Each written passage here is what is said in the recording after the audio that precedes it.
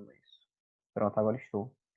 Então, como eu estava falando novamente, um quadrilátero ele vai ter uma característica dos vértices, no caso aqui seria ABCD, os lados, que é o AB, BC, CD e DA, e a diferença principal entre um quadrilátero agora vão ser as diagonais.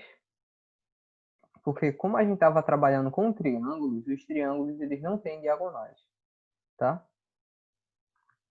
Uma vez que as diagonais elas são formadas pelo quê? Vão ser formadas por dois vértices que estão opostos, tá? Então você vê aqui ó, que ele está oposto, então a gente consegue fazer diagonais. No caso de um quadrilátero, ele vai ter duas diagonais, que vai ser o AC e o BD. Os ângulos internos, nós temos aqui o A, o B, o C e o D. É uma das formas de representar. Existem outras, mas essa é uma delas.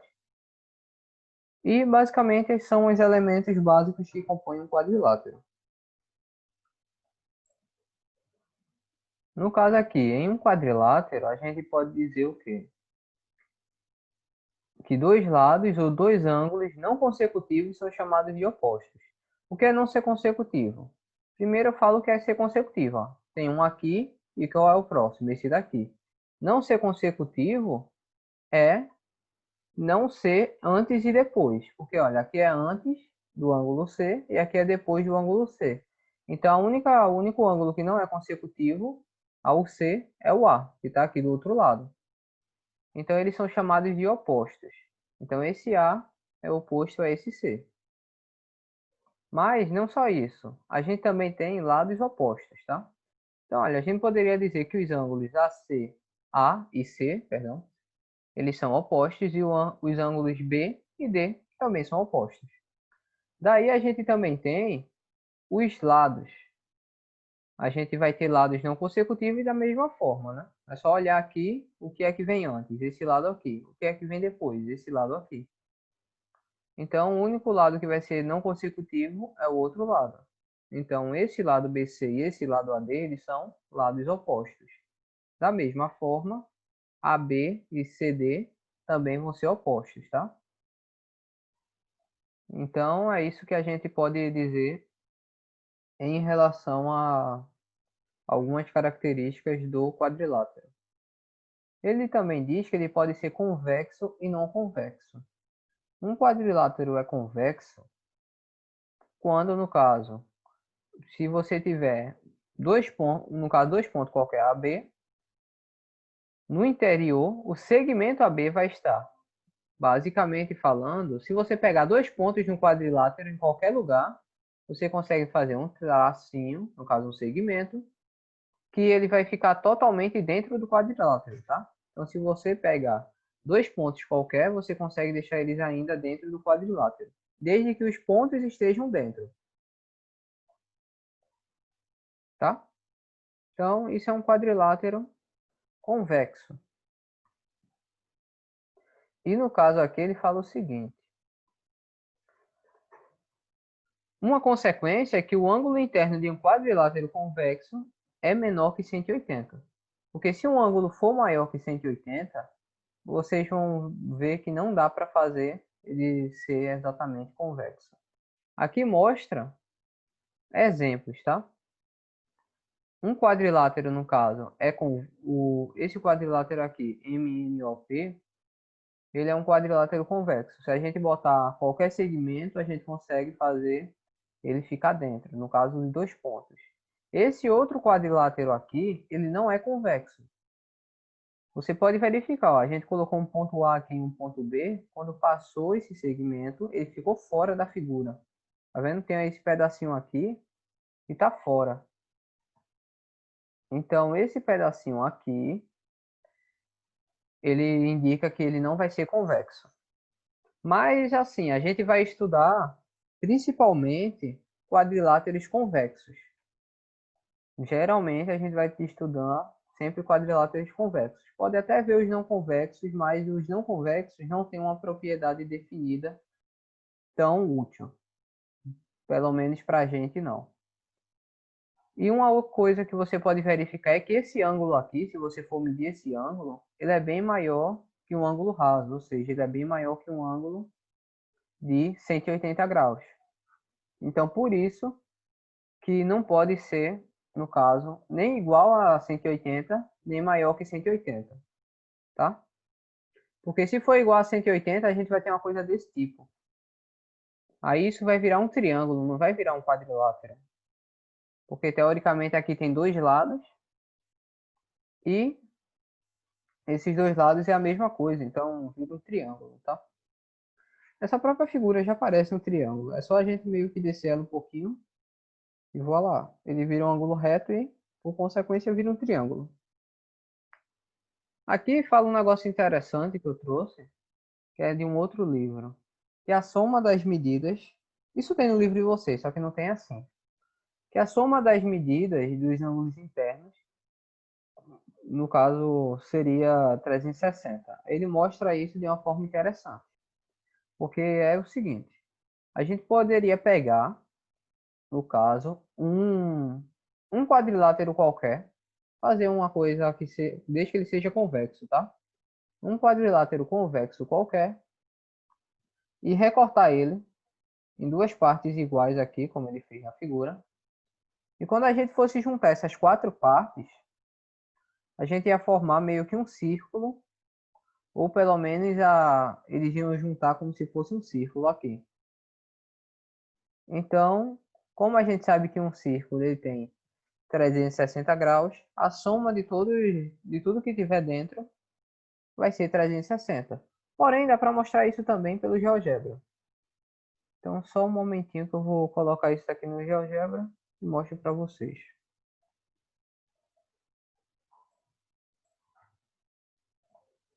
Rapaz, o pessoal sumiu mesmo, né? O pessoal simplesmente falou, quero ter aula com o Alexandre hoje não. Só quero dormir hoje. E realmente sumiram. Vamos lá. Se eu fizer aqui, ó, um quadrilátero qualquer e pegar os ângulos internos dele,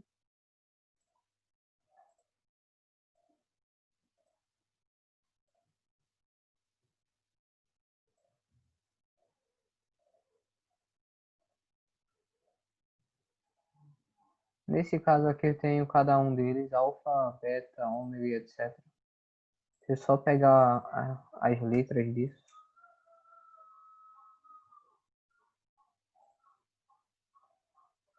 eu tenho uma forma muito bonita de escrever cada uma delas. Então, se eu somar cada um deles, como eu estou fazendo aqui, eu estou somando alfa, beta, gama e eu não sei mais o que, porque tem muita letra grega e cada uma tem um nome diferente. Quando eu somar tudo, a gente pode verificar aqui ó, que deu 360. Eu vou colocar um texto aqui, que seria na representação disso daqui, tá? Essa parte aqui, ó. Então a gente tem 360 como a soma de todos os ângulos. Alguém apareceu. Atrasado, mas apareceu. Então a gente tem aqui 360 como a soma de todos os ângulos internos. Então, se a gente quisesse mudar alguma coisa, vocês podem notar que isso continuaria dando 360. E isso não só para uma coisa convexa. Como vocês podem ver aqui, ó, se eu fizesse uma coisa não convexa, como esse quadrilátero aqui, ainda continua dando 360, tá? Então não importa o que a gente mexa, a não ser que a gente faça isso aqui, ó, que isso já não é um quadrilátero, tem mais de 4 lados. Mas, portanto que seja um quadrilátero, não importa a forma que ele esteja, a gente consegue sempre 360 graus.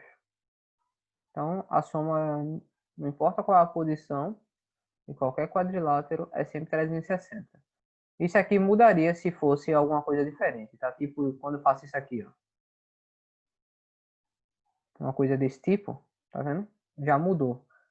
Era para ser 180, mas como isso aqui fica aberto e o cálculo não foi certo, aí ele vai dar mais. Mas, por exemplo, se eu fizer uma coisa desse tipo aqui, ó, aí ele já se confunde todinho.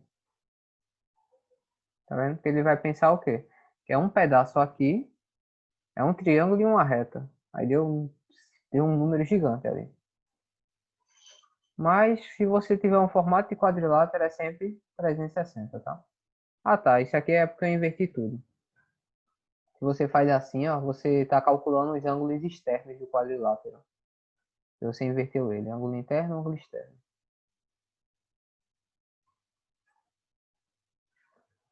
Bem, então, isso aqui é só para demonstrar mesmo, coisa simples, coisa rápida. Vamos voltar pro que a gente tava.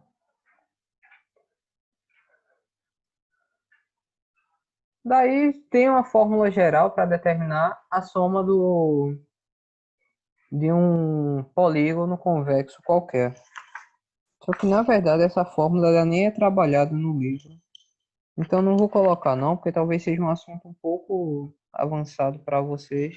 Como isso é de um polígono para qualquer, a gente tem uma fórmula específica para saber. Por exemplo, seria n menos 2 vezes 180. E n é o número de lados. Então se a gente tivesse, por exemplo, um pentágono, que ele tem 5 lados, aí ficaria 5 menos 2 dá 3. Aí seria 3 vezes 180. Ia dar 400. É só somar, né? Eu acho que é 400 ou 540. Mas enfim, essa fórmula iria ajudar bastante. Porém, a gente não está trabalhando com vários polígonos, tá? Então é uma fórmula que no futuro vocês vão trabalhar com ela melhor. Agora a gente vai ver algumas classes de quadriláteros. A principal delas é o paralelogramo, tá? Existe um quadrilátero qualquer, e ele vai ter os lados diferentes, mas a gente não utiliza tanto esse tipo de quadrilátero. Um dos quadriláteros que a gente tende a utilizar muito é o paralelogramo, porque ele vai ter três formas diferentes. Aí você pode ver aqui que ele tem bastante características, tá? E algumas propriedades. Então a gente vai listar cada uma. Primeiro, os lados opostos, AB e CD, nesse caso aqui, ambos vão ser paralelos. Então, os lados opostos de um paralelogramo são paralelos. Assim, por exemplo, o AD e o BC também são paralelos. Vocês lembram o que significa ser paralelo? É uma pergunta, tá? Me responda.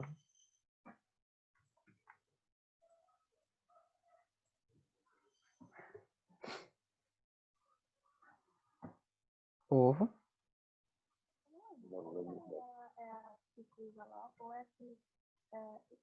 Esqueci o nome da palavra agora. Meu Deus, pera. O contrário disso. Ah, sei lá, deixa. Não sei porque eu fui às vezes. Tá. Uma coisa vai ser paralela à outra quando elas não se encostar em nenhum momento. A melhor forma é você verificar. Oi? Ah, tá, sim. É porque na hora que você respondeu foi a hora que eu saí. Esta questão entre o mesmo espaçamento e o mesmo sentido. Isso aí. Basicamente, paralelo é o que Ana disse, que eles vão ter, basicamente, vão estar sempre ali numa mesma parte e no mesmo sentido. Então, como eles estão no mesmo sentido, eles nunca vão se encostar, porque eles estão viajando meio que, por exemplo, é melhor exemplificar, ficar enrolando. Então, eu vou parar de enrolar. Se eu criar uma reta paralela a essa daqui, como vocês podem ver, a gente vai ter o quê? Não importa quanto a gente ande com essa reta, tá? Eu tô andando muito, parece que não, mas eu tô andando muito com ela. Não importa quanto a gente ande, não importa o zoom que a gente dê, tá vendo? Elas nunca se encostam em momento nenhum. Elas sempre vão ficar dessa forma para sempre, tá? Então esse é o conceito de paralelidade. Paralelismo, perdão. Paralelidade não existe. Paralelismo. Então, esse tipo de coisa é o que a gente compara quando é paralelo. Quando a gente passasse uma reta no caso, entre essas duas partes aqui, não aqui, cadê? Aqui. Quando a gente passasse isso daqui uma reta e aqui também uma reta, essas retas seriam paralelas. E ficaria daquela forma que foi mostrado. A mesma coisa, obviamente, com essas duas daqui. Se a gente passasse duas retas, elas teriam aquela característica. Aqui a gente tem que AF vai ser uma altura relativa da base BC. A gente vai verificar que a altura vai ser muito útil para a gente fazer algumas coisas. Outra coisa, tem aqui no cantinho esse negócio aqui que não ficou a qualidade tão boa agora que eu vi. Mas aqui é como se fosse dois tracinhos representando que esse lado é paralelo a esse. E por que dois tracinhos? Para representar esses dois tracinhos, é como se a gente tivesse feito duas retas que são paralelas. Eles colocam esses dois tracinhos para representar que duas coisas são paralelas. Aqui também a gente tem que o segmento BD, que é esse pedaço, e o segmento AC vão ser as diagonais do quadrilátero. Como a gente já viu no outro também, a gente sabe que os vértices opostos a gente pode fazer as diagonais. A mesma coisa aqui. A gente também tem que os ângulos, no caso, o ABC e o ADC, eles são opostos, tá? A mesma coisa com os ângulos que tiver nesse lado aqui, eles também vão ser opostos. E no caso aqui ele está utilizando uma outra forma de nomear esses ângulos. A soma dos ângulos internos de um paralelogramo também vai ser 360, como eu mostrei para vocês. Qualquer quadrilátero ele vai ter sempre 360 de ângulo interno. Então, um paralelogramo também é um quadrilátero, ele também tem que ter 360. Daí, num paralelogramo, a gente tem umas características importantes. Aí, essas características aqui eu sugiro fortemente que vocês tirem um print, tá? Por causa delas. Aqui a gente tem que cada diagonal divide em dois triângulos congruentes, tá? Então, o que significa? Se eu passasse essa diagonal aqui, só essa, esses dois triângulos eles vão ser congruentes, ou seja, eles vão ter as mesmas medidas. Uma vez que a gente sabe o seguinte, que os lados opostos de um paralelogramo eles são congruentes, isso já ajuda muito. Mas existe uma forma simples de a gente verificar isso daí também. Mas, de fato, a gente tem, olha, os lados opostos, ou seja, esse lado é igual a esse lado, o lado AD é igual ao lado BC, o lado BC, o lado AB vai ser igual a esse lado aqui, que é o lado DC.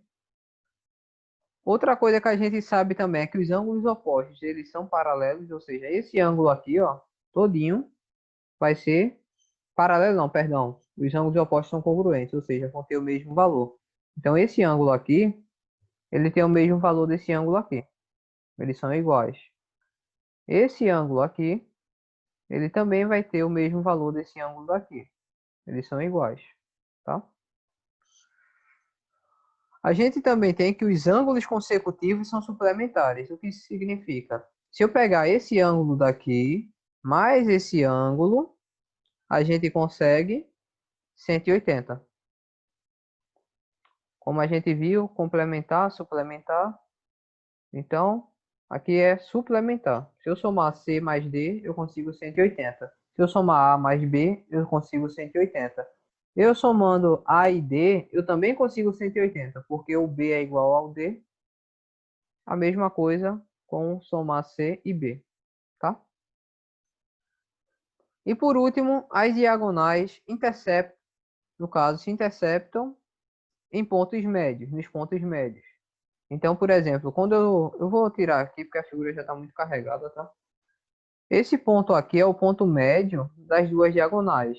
Significa que esse lado aqui vai ser igual a esse e esse lado aqui é igual a esse, tá? Então, você querendo saber o ponto médio de um paralelogramo, é só você passar as duas diagonais que você acha certinho o ponto médio das diagonais, no caso, tá? Se for daqui, você vai ter que calcular mesmo. Agora a gente vai ver os tipos de paralelogramas que existem.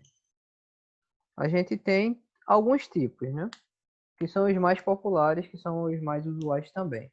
A gente tem um retângulo, é um paralelogramo que tem quatro lados, quatro ângulos internos retos, que basicamente todas as medidas dos ângulos são iguais, e é tudo igual a 90. E no caso, como o retângulo ele é um paralelogramo, vale todas as propriedades do paralelogramo que a gente viu. Então, tudo que a gente viu ali atrás vale para o retângulo também. Tá?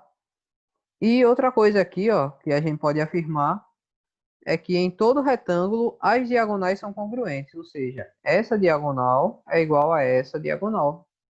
Então, essa é uma característica que tem no retângulo, mas não tem no paralelogramo normalmente, tá? Então, é uma coisa que diferencia de um paralelogramo normal.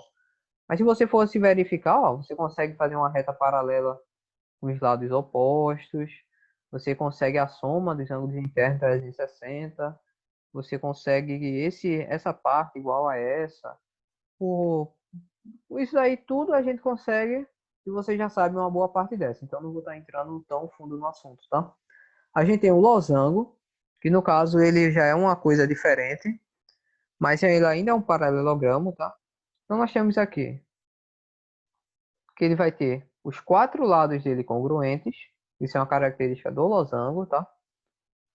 E como ele é paralelogramo também, vale tudo aquilo que a gente viu de paralelogramo. Ah, uma pergunta, vocês tiraram o print dessa parte? Se não tirarem, a hora é agora, viu? Tirem agora, print aí. Pronto. Alguém caiu. Aí é complicado. Alguém, tirem o print dessa parte aqui, tá? Lembrando novamente, salvem aí. Vou deixar mais uns segundinhos e vou passar, tá? Pronto. Então a gente tem aqui do losango, a gente também pode afirmar que em todo losango as diagonais são perpendiculares entre si e coincidem-se em ângulos internos, ou seja, se a gente pegar aqui as duas diagonais do losango, aonde elas intersectaram, que seria aqui, que obviamente vai ter as características de um paralelogramo, ou seja, isso vai ser o ponto médio das diagonais. Porém, além disso, a gente pode verificar também que fica quatro lados, quatro lados não, perdão, quatro ângulos com 90 graus, tá? Então, essa é uma característica específica do losango. Então, é só o losango que tem essa daqui, ok? Essa é uma delas e a outra que os lados do losango são iguais. E por último, a gente tem o quadrado, que o quadrado, ele vai ser, no caso, ele é um paralelogramo que tem os quatro ângulos internos retos e os quatro lados congruentes. E, assim, ele além disso, ele é um caso particular do retângulo e do losango. Então, ele é basicamente a figura perfeita de um quadrilátero. Porque ele tem tudo que tem um paralelogramo, ele tem tudo que tem um retângulo, ele tem tudo o que há num losango. Então, um quadrado é um losango e um quadrado também é um retângulo, tá?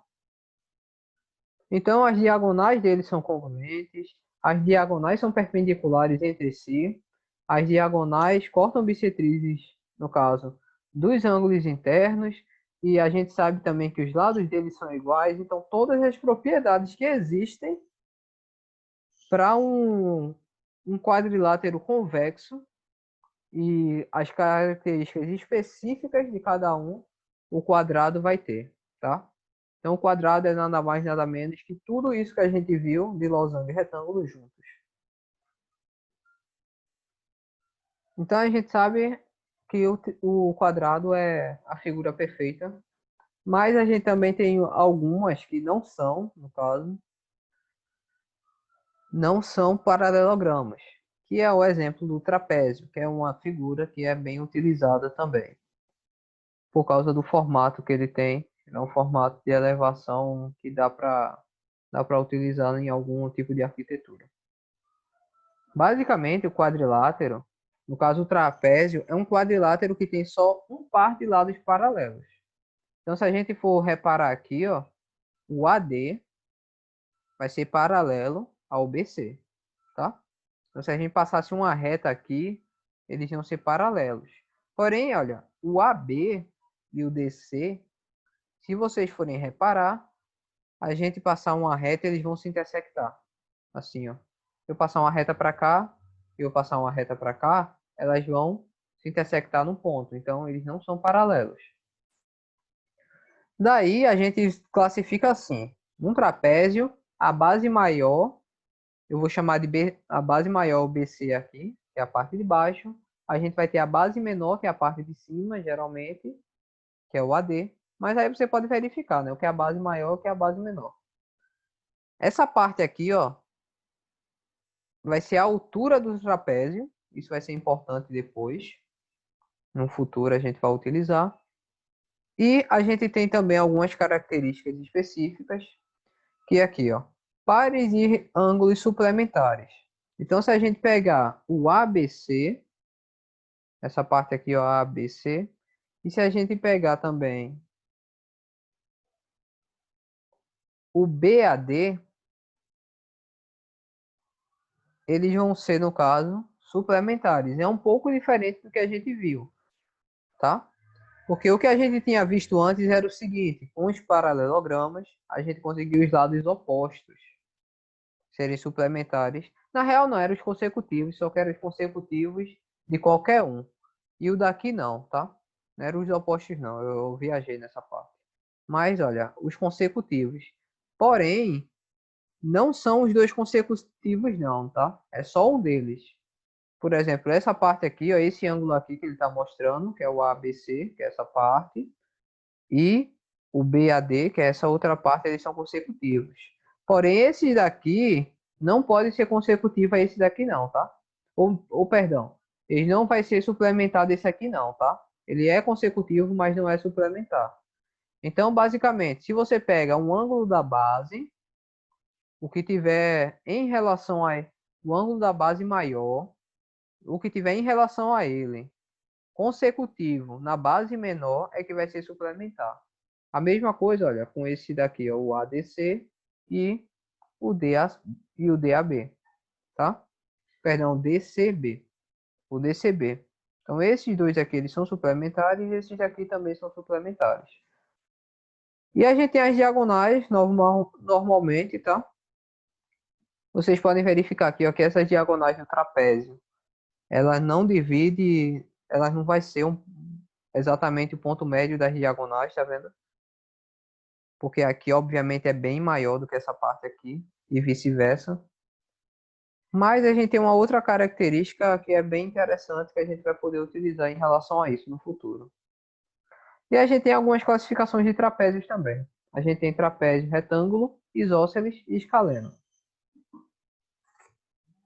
Aparentemente, uma das nossas aulas acabaram. Vamos para a segunda agora. Bem, o livro ele passa um passo a passo do trapézio que diz o seguinte. Observe o quadrilátero e determine o valor do ângulo interno. Bem, como ele é um quadrilátero, o trapézio ele continua sendo um quadrilátero, então os ângulos internos dele, por tabela, tem que dar 360. Uma vez que a gente está trabalhando com os trapézios, isso tem que dar 360. Então o que a gente vai fazer é somar tudo que tem aqui para dar 360. Então a gente tem aqui no A, a gente tem 3x mais 10, mais, em B a gente tem 4x mais 20. Em C a gente tem apenas x. E em D a gente tem 2x menos 50. Isso tudo tem que dar 360, tá? Então, 360 é o que a gente quer chegar. E a gente precisa achar aqui o valor de x para determinar, obviamente, cada valor que esses ângulos vão ter. Então, o que é que a gente faz? Vai somar todos os valores que tiver x e o que não tiver a gente soma também e depois passa por outro lado. Então, aqui a gente tem 3x mais 4x vai dar 7x. 7x mais x, 8x. 8x mais 2x, 10x. Então, 10x é o valor que a gente vai ter. Daí a gente tem 10 mais 20, vai dar 30. 30 menos 50 ainda vai ficar menos 20. E esse menos 20, eu vou até repetir para fazer mais um passo, tá? Para não ficar tão direto por a coisa. Então esse menos 20 eu passo para o outro lado, ele vai ficar o oposto de menos 20, vai ficar mais 20. Então vai ficar 10x igual, no caso, 360 mais 20, 380. E por fim, esse 10 aqui eu vou passar dividindo. Então vai ficar 380 dividido por 10. Daí, ó, corto aqui, eu consigo que meu x é igual a 38. Pronto. Então, 38 é o meu resultado final, mas ele quer saber o ângulo de cada um. De cara, a gente já consegue que o C ele é igual a 38, porque o C é apenas x. O D, a gente vai ter que substituir. Então, o D é igual a 2 vezes 38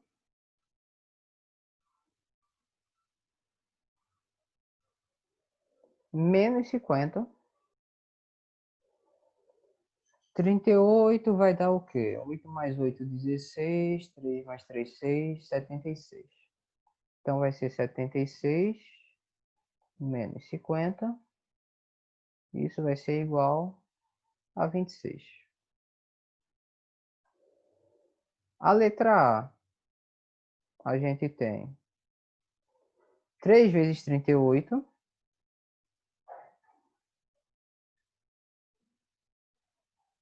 mais 10.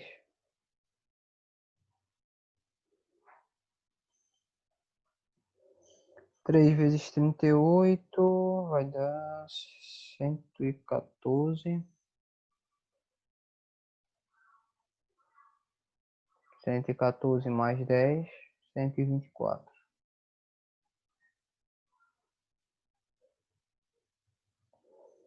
E a letra B, a gente tem 4 vezes 38 mais 20.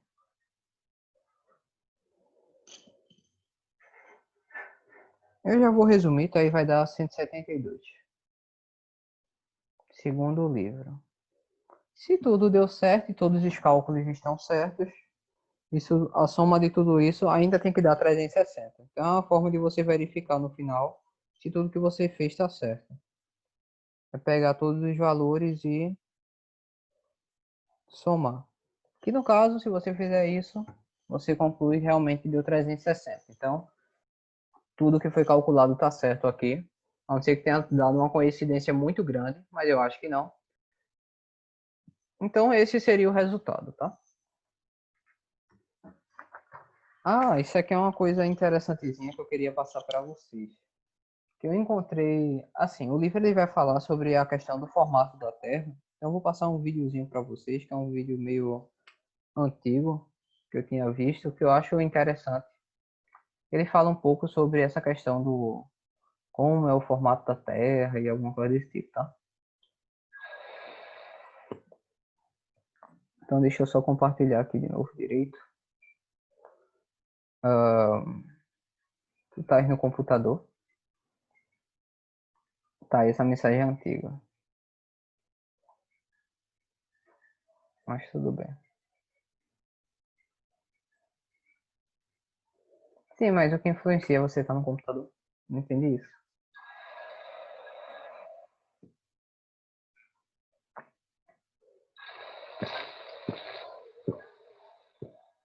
Tá, povo, deixa eu compartilhar aqui com vocês de novo.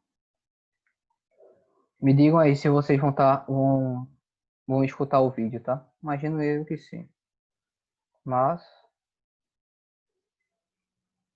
vocês conseguem escutar?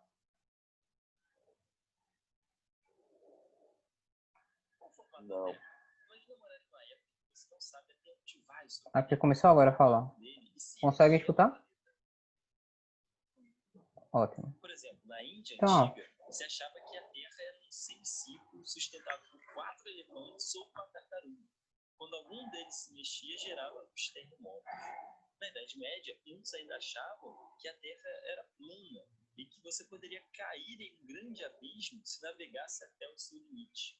Para os nórdicos, no centro do universo se encontrava a árvore Yggdrasil, que ligava os 9 mundos da cosmologia nórdica, e um deles, Midgard, era o nosso. Em um mundo onde a suposição era a resposta, a imaginação criava explicações fantásticas. Então, a ciência começa a nascer na Grécia Antiga. O questionamento aos deuses e ao místico levava filósofos a pensar em respostas mais lógicas e concretas que explicassem o mundo ao seu redor. Podemos destacar várias personalidades importantes desta época, mas hoje iremos falar de Eratóstenes, que conseguiu, há 250 a.C., provar que a Terra era redonda e calcular o seu diâmetro usando apenas varas. Imagine um poço bem fundo. Não é fácil um sol iluminar ele por completo. Sempre terá uma sombrinha aqui, em algum lugar, em algum cantinho. Eratóstenes percebeu que no solstício de verão, o poço de uma cidade estava completamente iluminado. Ou seja, o sol estava exatamente sobre a sua cabeça. Poço, luz, sombra, simples assuntos do nosso cotidiano, que para muitos não teria importância alguma. Mas Eratóstenes era um cientista, e vendo esse fenômeno, ele pensou, será que neste momento existe sombra em algum outro lugar? Para você entender o pensamento dele, irei pregar varetas no chão em diferentes cidades. Se a Terra é plana, a sombra das varetas deve ser igual, não importa o lugar ou a hora. Mas Eratóstenes observou que em um mesmo horário, em cidades diferentes, uma sombra variava de tamanho com relação a outra. Ora, para isso ocorrer é necessário que exista uma curvatura. Logo, a Terra é redonda. Fantástico, não? Mas ele não parou por aí. Ele quis ir além. Ele queria calcular o diâmetro da Terra. Mas como? Ele fez esse teste usando as cidades de Alexandria e Siena. Se continuarmos o trajeto das estacas, podemos ver que elas se encontram no centro do globo. Agora, geometria básica. Duas retas paralelas atravessadas por outra reta, esse e esse ângulo são iguais. Repetindo, duas retas paralelas atravessadas por outra reta, esse e esse ângulo são iguais. É a mesma coisa aqui, duas retas paralelas, então esse e esse ângulo são iguais. Eratóstenes calculou e chegou à conclusão que esse ângulo media 7,2 graus. Logo, esse também será 7,2 graus. Então, a curvatura de Alexandria a Siena é de 7,2 graus. A distância de uma cidade até a outra é igual a 800 km. Nós sabemos que um círculo possui 360 graus. Ora, se 7,2 graus é igual a 800 km, 360 graus é igual a... Pegou? Entendeu? Ele calculou e chegou ao resultado de 40 mil quilômetros, a circunferência da Terra. Eratóstenes estava certo. É impressionante ver um homem que viveu há 250 anos antes de Cristo conseguir um feito desses utilizando apenas varetas. Espero que tenham gostado. Se você gostou, clique aqui em gostei. Não se esqueça de se inscrever no nosso canal. E este vídeo é patrocinado por UVA, Universidade Veiga de Almeida. Então, né? Basicamente, há não sei quantos... Ele falou o quê? 250 anos antes de Cristo? Ou não foi? 250 anos antes de Cristo. Uma pessoa já tinha provado, calculado, de forma simples e fácil, que a Terra não era plana, para hoje em dia, mais de 2000 anos depois, ter gente falando que não é. E não é um teste difícil, tá ligado? De fato, não é um teste difícil. Literalmente qualquer pessoa pode fazer esse teste, porque hoje em dia, assim, hoje exatamente não, mas qualquer pessoa consegue fazer esse teste. De simplesmente pegar, botar uma estaca no chão de uma cidade, verificar o tamanho que tá em relação a um negócio, um horário específico do dia, ir para outra cidade no outro dia, verificar a sombra e falar, putz, tem de fato uma curvatura aqui. Aí um cara de não sei quantos mil anos atrás prova isso daí e, e hoje em dia ninguém consegue. Eu acho incrível, pô, como a humanidade ela tipo regrediu como conhecimento, tá ligado? É complicado. Mas ainda tem muita gente que acredita que a Terra é plana, não é só em 1900 e não é só na Idade Média, não. Bem, aí não sei, eu sei que já é a segunda aula, né? Enfim, vamos continuar nosso conteúdo. Mas essa parte aí, o livro ele fala justamente sobre Eratóstenes e basicamente se você for dar uma lida na página 244, vocês vão ver que é basicamente o que o livro fala. O livro ele também fala o seguinte, o Eratóstenes ele disse que a Terra tinha 4.000 quilômetros, no caso, de diâmetro. E atualmente a Terra tem 3.983 de diâmetro, ou seja, foi bem perto mesmo que ele conseguiu, sabe? Foi algo bem pertinho. Agora a gente entra com o próximo assunto, que seria o assunto das áreas. Esse assunto, que é um assunto bem delicado, uma vez que ele tem muitas, não tantas fórmulas assim, mas ele ainda tem bastante. Ele geralmente vai ter umas 3 ou 4 fórmulas e cada uma vai ter uma explicação meio diferente de como se formar. O triângulo, a gente tendo um triângulo qualquer, a gente pode verificar que a área dele vai ser essa parte, a base, vezes a altura relativa a essa base, tá? E isso ainda vai ter que dividir por 2. Então tem algumas coisas que a gente vai ter que verificar. Quando a gente tem, por acaso, a base desse triângulo e a altura relativa, a gente faz essa multiplicação e divide por 2. Geralmente, nessa época do campeonato, a base e a altura vão ser dadas, ok? De alguma forma, elas têm que aparecer para você calcular. Se o triângulo fosse, por exemplo, a base relativa dele fosse o B, então a altura seria essa parte aqui. Só que isso aqui é um triângulo retângulo, tá? Eu quero mostrar para vocês é o porquê. Ih, rapaz, bugou. Eu quero mostrar o porquê disso acontecer aqui. O porquê especificamente isso daqui acontece, tá? Eu vou abrir aqui o GeoGebra e vou mostrar o seguinte para vocês. Se eu pegar um triângulo qualquer, tá? Vou fazendo aqui, ó, um triângulo qualquer. Pronto, esse é um triângulo qualquer.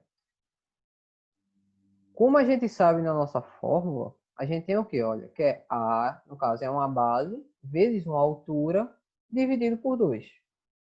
Isso daqui é basicamente a área de um retângulo, tá? E a área de um retângulo, a gente sabe que é a base vezes a altura. Eu tenho quase certeza que vocês lembram disso. Mas, se vocês quiserem, ó, a gente pode verificar aqui, um pouco mais à frente do nosso conteúdo, que a área de um retângulo vai ser a base, essa parte aqui, vezes a altura, que é a outra parte. Seria a multiplicação de dois lados dele, basicamente. Dois lados consecutivos. Então, o que eu vou fazer é, eu vou provar aqui, pelo GeoGebra, que basicamente esse triângulo aqui ele vai ter metade da área de um retângulo utilizando isso daqui, tá? Então eu tenho esse triângulo qualquer. O que eu vou fazer para provar? Eu vou pegar, eu vou adicionar os lados dele aqui. E esses lados que eu colocar formando um retângulo, ele vai ter a mesma área, a soma deles dois vai ter a mesma área que esse daqui. Então vocês vão entender mais ou menos como vai funcionar. Vejam bem. Primeira coisa que eu vou fazer, eu vou pegar uma reta paralela, esse lado aqui. E depois eu vou pegar uma reta perpendicular em relação aos dois, no caso, os dois pontos. Então isso daqui, ele já tem um formato, tá? Porque como a gente fez duas perpendicular, em relação a uma reta, elas vão ser, essas duas perpendiculares são paralelas. Então isso daqui ele já é um retângulo. Essa parte aqui, essa região ao redor, ela já é um retângulo. O que é que eu posso fazer então para provar de fato? Eu posso fazer uma outra construção aqui. Primeira coisa, a área desse triângulo tá aqui, ó. Tá vendo? Eita, eu coloquei duas vezes. A área de ABC, que é esse triângulo, é 6,49. Se eu pegar então essa área completa, que seria a área do retângulo, de cada um dos pontos. Deixa eu fazer uma coisa antes, que isso aqui atrapalha só. Quando eu não boto o ponto no lugar certo. Pronto. Então a gente tem aqui esse retângulo. Eu vou até pintar ele de outra cor para diferenciar um pouco.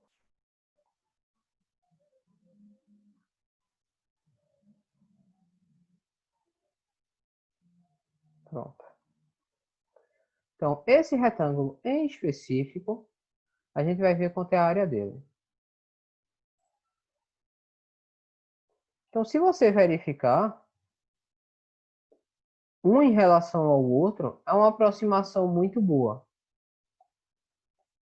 Muito provavelmente, em algum ponto aqui eu devo ter errado, que ele não vai dar igual.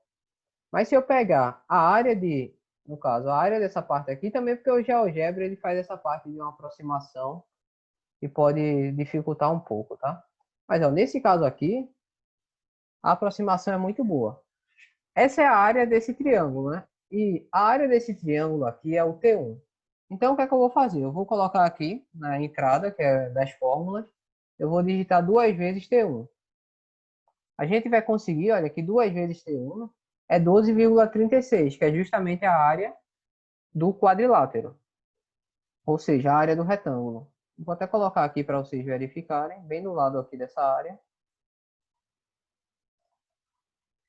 usando o objeto I, tá? Que o I ele equivale a duas vezes a área disso daqui. Então, o que é que a gente tem? A gente tem que a área desse retângulo é duas vezes a área que tem aqui no nosso triângulo. E por que acontece? Por que isso acontece? Porque eu posso simplesmente cortar esse triângulo aqui em dois pedaços, certo? Se eu cortar esse triângulo aqui utilizando essa reta perpendicular,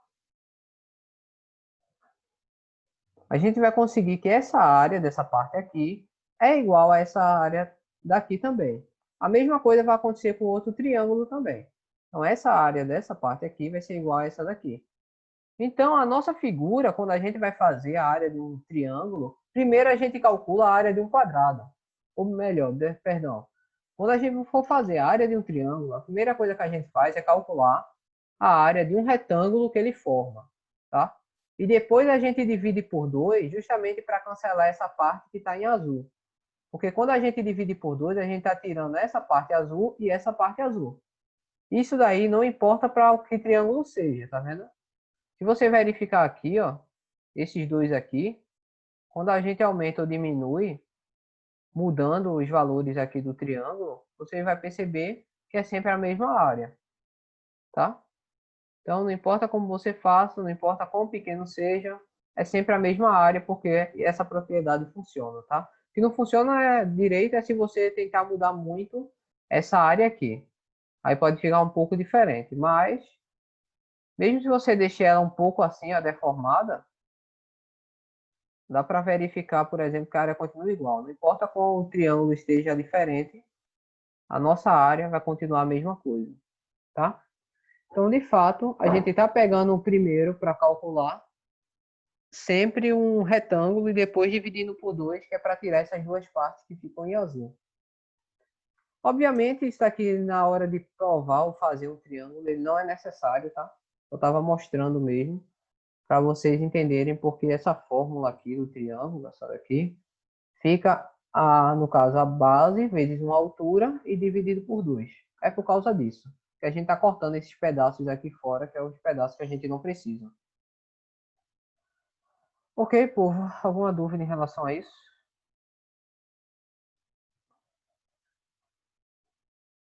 Claro que é só uma demonstração, tá? O importante em relação a isso é saber que a área vai ser a altura e, no caso aqui, em relação a uma base relativa dividido por 2. Isso tudo tem no livro de vocês mais resumido, tá? Então eu prefiro que vocês peguem no livro. Se vocês quiserem alguma anotação, porque o livro ele vai direto para o que é preciso. Aqui eu estou colocando mais informações. Então a gente tem aqui, ó, seja um triângulo com 12 centímetros de base e 4 centímetros de altura, qual é a medida da sua área? Bem, como ele já disse que a base é 12 e a altura é 4, então a gente só precisa aplicar a fórmula. Então a área vai ser igual a 12 vezes 4 dividido por 2. Isso aqui a gente pode facilitar aqui, ó. Como isso é a multiplicação, dá para cortar aqui e cortar aqui. Aí ficou 2, né? Porque eu dividi por 2 em cima e embaixo. 12 vezes 2 vai dar 24. Aí 24 centímetros quadrados, a gente tem que colocar certinho, tá? É a medida da área desse triângulo que ele disse aqui. Agora a gente vai ver o quadrado, a área do quadrado, que é a área mais simples de todas. Não precisa falar muito sobre ela. Como os lados do quadrado, todos eles são iguais, então a gente pode dizer que a área vai ser um lado vezes ele mesmo. Lado vezes lado. Então, essa daí é a área final do quadrado, tá? É um lado vezes um lado, a gente consegue a área. Eu acho que vocês lembram que é a forma mais simples de área que a gente trabalha. Então, a gente tem um quadrilátero do tipo quadrado, ele tem lado medindo 3,2 metros. Ele pergunta qual é a área em m ao quadrado. Ele já dá a dica aqui. Mas se a gente quiser fazer a área disso, vai ser 3,2 vezes 3,2. Ou seja, 3,2 ao quadrado. Só que isso aqui ainda dá para fazer dessa forma, né? Multiplicando ele por ele mesmo. 2 vezes 2 vai dar 4. 2 vezes 3, 6. Aí, 3 vezes 2 vai dar 6. E 3 vezes 3 vai dar 9. Aí a gente faz a soma. 4, 2, vai 1, 10. Porém, como a gente tem uma vírgula aqui e outra aqui, a gente tem que andar duas vírgulas para cá. Então, é 1, 2. Passa aqui. E a gente descobre que a área vai ser igual a 10,24 metros quadrados. Isso aí. Metros quadrados. Então, a gente vai ter isso daí, tá? João, para você que faltou, assista o vídeo, as primeiras partes, tá? Que eu expliquei toda a parte das características dos quadriláteros no vídeo. E tinha um videozinho interessante que foi passado também. Antes de você chegar, pouco antes, apareceu um vídeo de como era calculado a medida da Terra. Como foi calculado por uma pessoa há muito tempo atrás, foi bem antes, um pouquinho antes de você chegar, tá? Agora a gente vai para os retângulos. E o retângulo, ele é basicamente uma das primeiras coisas que você aprende a área. Você vai ter a base do retângulo e você tem a altura. Então você vai multiplicar essas duas coisas e você consegue sua área, base vezes altura. Então, aqui a gente tem calcular a área de um paralelogramo, que no caso, espera. Ih, rapaz, eu troquei, foi. Ah, rapaz, eu troquei, foi triste. Não era essa a questão para estar aqui, não. A questão que devia estar aqui é o seguinte. Um terreno tem uma forma retangular. Aí eu vou fazer da seguinte forma, já que aconteceu. Eu não vou parar também a aula por causa disso. Vou cancelar essa questão e digitar uma nova. Um quadrilátero. Na real não, quadrilátero não, é um terreno. Um terreno tem forma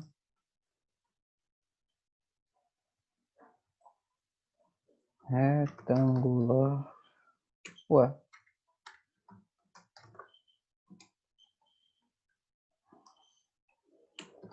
Com medidas 3 metros e 10 metros.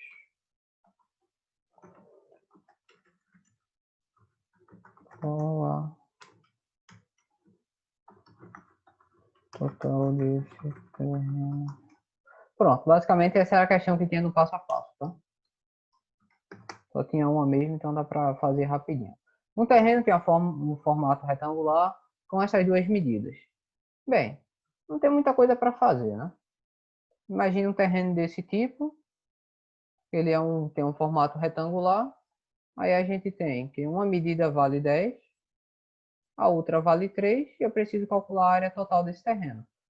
Então, a área vai ser base vezes altura, 10 vezes 3. 10 vezes 3 é igual a 30. Como está em metros, mas tem que ser metros quadrados, tá? Tem que sempre lembrar desses metros quadrados, porque senão dá muitos problemas aí. Então, a gente tem como resultado essa fórmula. E tem o paralelogramo, que também vai ser base vezes altura, porque mesmo que a gente tenha isso daí em específico, a gente pode fazer uma coisa. Eu vou mostrar no GeoGebra também. A gente pode cortar essa parte aqui, formando um triângulo, e colocar ela bem aqui. Aí a gente vai formar um retângulo com a mesma base e altura.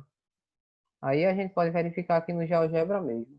Para fazer um paralelogramo, eu vou precisar de coisas paralelas, né? Então, olha, eu vou fazer uma reta aqui.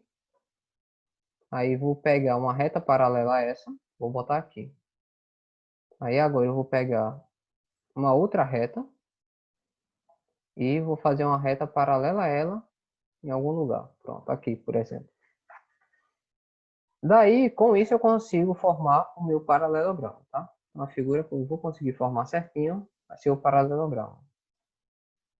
Eu espero que eu esteja colocando os pontos certos. Porque se colocar um pontinho errado, a figura fica diferente.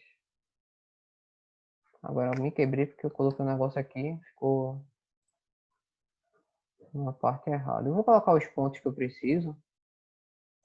São os pontos de intersecção para não me perder. Porque muitas vezes quando eu estou fazendo isso aqui, porque o programa, quando ele passa num ponto, ele ajuda fixando perto do ponto. Então, quando não está com ponto, eu posso errar. Então, pronto. Esse é o paralelogramo, tá? Eu vou apenas ocultar esses objetos para a gente não ter tanta informação, para não ficar tão complicado. Nesses pontos aqui a gente não precisa exatamente.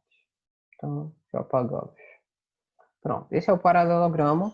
O que é que eu vou fazer? Eu vou pegar a altura relativa de uma parte dessas daqui. Então, eu vou pegar uma perpendicular para fazer isso aqui. Então, isso aqui é uma altura desse paralelogramo. A gente pode verificar que se formou esse triângulo aqui, ó. Eu posso até criar uma nova figura e pintar, tá? E seria esse pedaço de triângulo aqui. Esse triângulo, em específico,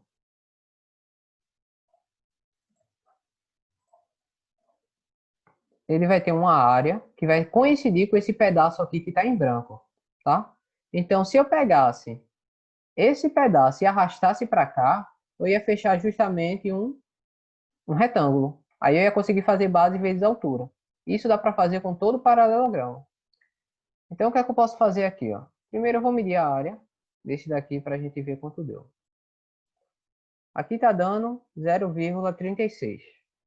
Agora eu vou fazer novamente com a reta perpendicular e em relação a essa daqui também. E a gente tem esse pedaço aqui. Eu vou fazer um novo triângulo. Deixa eu primeiro colocar esse ponto. Pronto. Então, esse triângulo aqui que eu fiz, que eu vou mudar a cor. Esse aqui não ficou uma cor boa não. Deixa eu trocar para uma cor mais chamativa.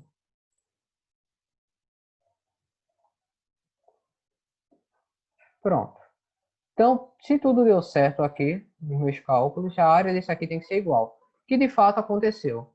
Vocês podem verificar que a área desse triângulo aqui, em azul, é a mesma coisa da área desse triângulo aqui em violeta, eu acho.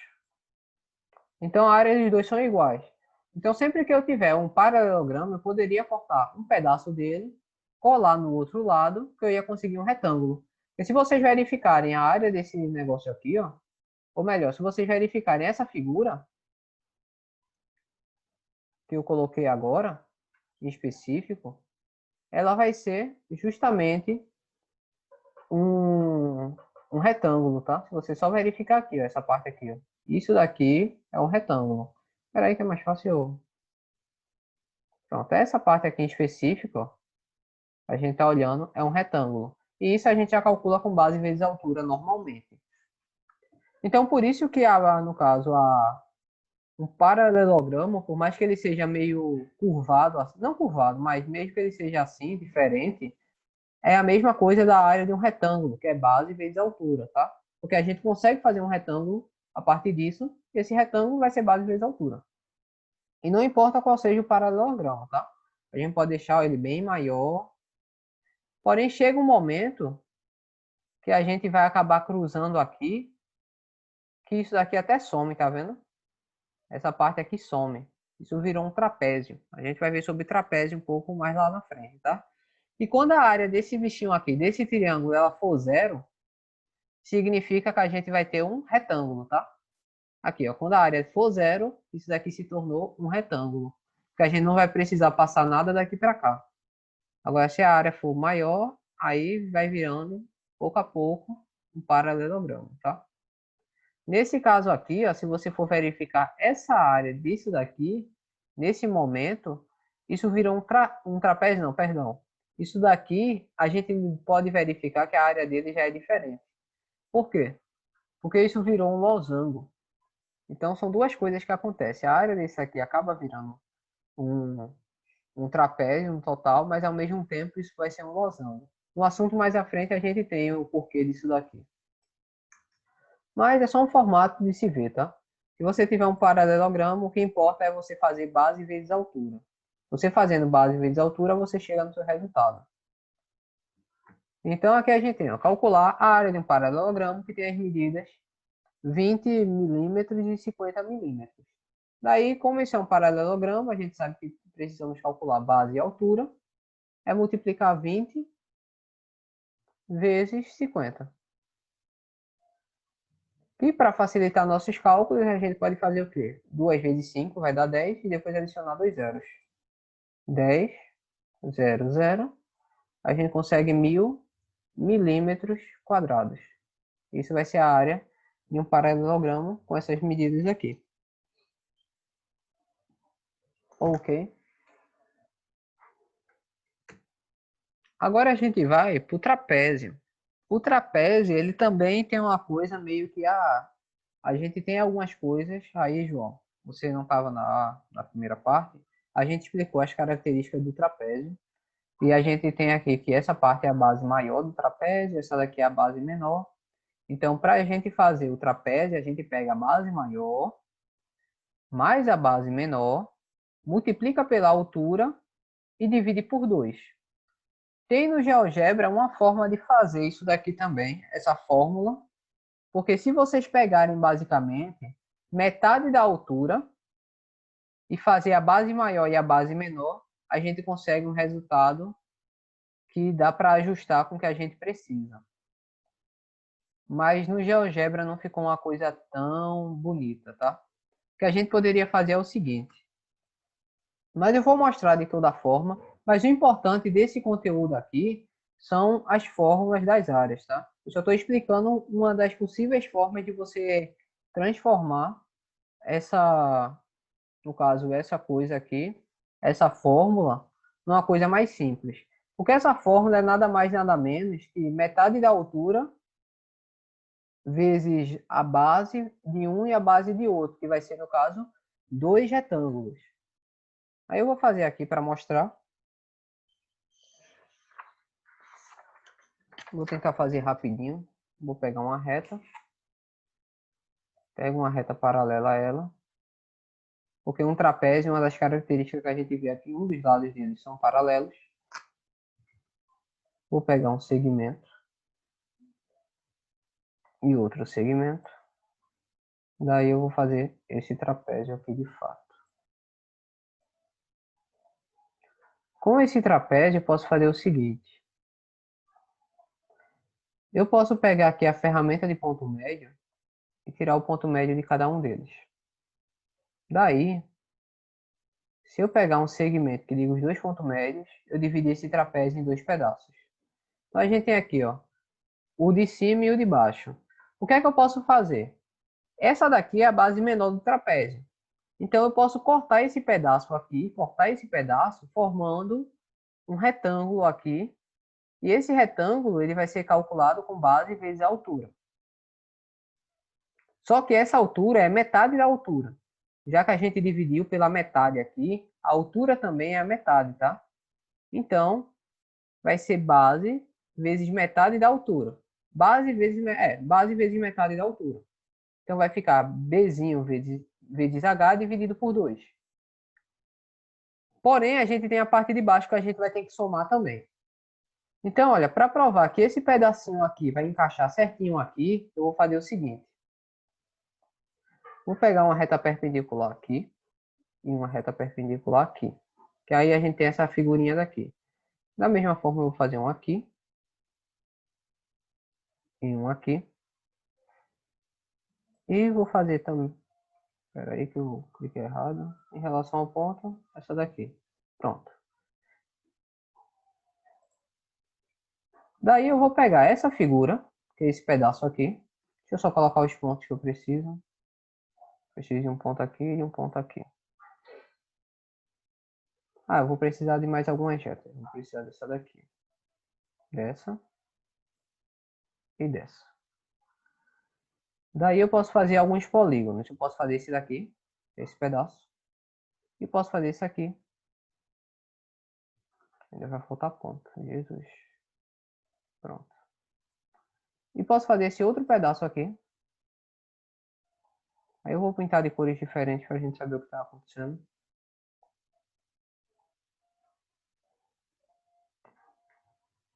E a mesma coisa eu vou fazer do outro lado, tá? Então, esse pedaço aqui é igual a esse pedaço aqui.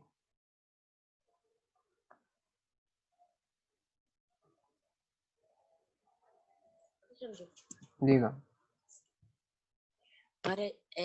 Vendo assim o trapézio, parece a terreno a piso de uma casa de 2 andares. O piso, Olhando por aqui, assim. o piso de uma casa de 2 andares. Eu não consigo enxergar isso daí não, mas tudo bem. Faz parte. Ah, tá, entendi. Eu acho. Não sei. Agora tu me deixou confuso, João. Mas tá, vamos voltar aqui pro ponto. Então, se você verificar nesse pedaço aqui, tá vendo essa área? É igual a essa área daqui, tá vendo? Que é a parte que a gente poderia colocar. Então, a gente poderia arrancar esse pedaço e colocar aqui perfeitamente. E a gente poderia fazer a mesma coisa do outro lado. Inclusive, as áreas são iguais, tá vendo? A área daqui que deu 0,07 é a mesma daqui, que é a mesma daqui, que é a mesma daqui. Daí, olha, se você olhar nesse lado também, a gente poderia arrancar, cortar esse pedaço aqui e colar bem aqui, que a gente ia conseguir também um retângulo. Então a gente ia ter dois retângulos. Ó. Vai ter esse retângulo de cima, que é essa parte aqui, tá? Eu vou até fazer aqui, pintar ele de preto. Então a gente teria esse retângulo.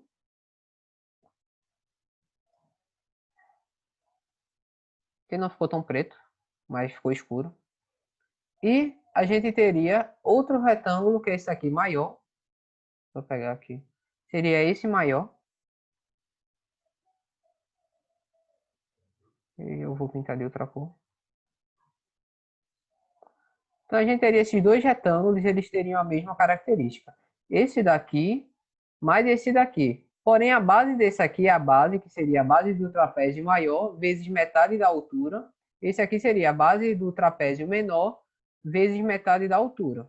Então, se você somar os dois, você consegue a área do trapézio. Você pode ver que é uma construção um pouco mais complicada, mas ainda dá para chegar lá. Então, é por isso que a gente fazendo isso aqui, ó, Se a gente separasse essa fórmula, ia ter base vezes altura dividido por 2, mais base vezes altura dividido por 2. Aí, juntando tudo isso, que a gente consegue essa fórmula, que é base mais base menor vezes altura dividido por 2. Então, esse é o ponto de chegar nessa fórmula do trapézio, tá? Apaguei errado, muito bom. E por último, a gente tem... Eu não vou chegar no losango, então eu vou deixar o losango para a próxima aula, tá?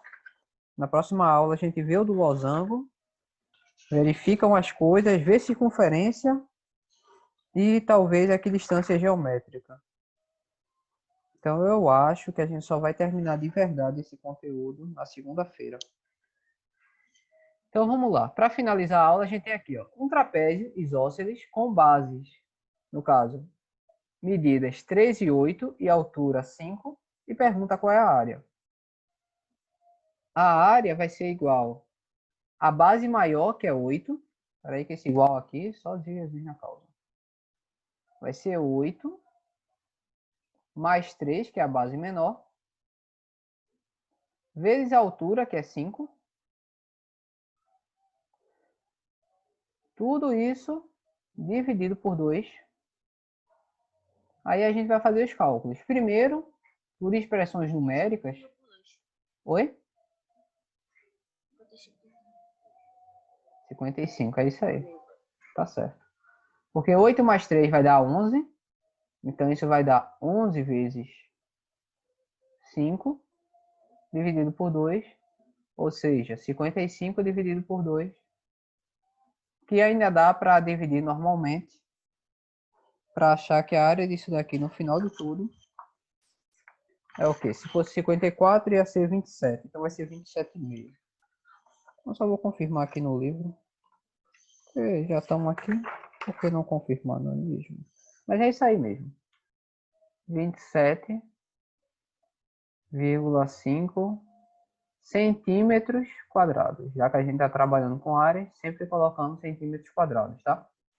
Então é isso, povo. A gente finalizar então a aula por aqui. Na próxima parte a gente vê o losango, que ele também vai ter uma forma desse tipo, que vai ser dividido por 2, e tem um motivo, tá? O que eu queria mostrar aqui, principalmente, era justamente essa parte de por que a gente começa a dividir por 2 embaixo essas áreas. Porque a gente vai cortando os pedacinhos, e isso vai ter que dividir por 2 para compensar esses pedaços que faltam, tá? Outra parte do trapézio que a gente poderia ter feito também é completado ele. Se a gente voltar aqui, ó, a gente pode completar para formar um retângulo. Só que ia ficar meio complicado explicar porque divide por 2, tá? Então eu preferi assim, porque divide a altura em 2 pedaços. Então é metade mais a metade. Então é isso, povo. Até mais.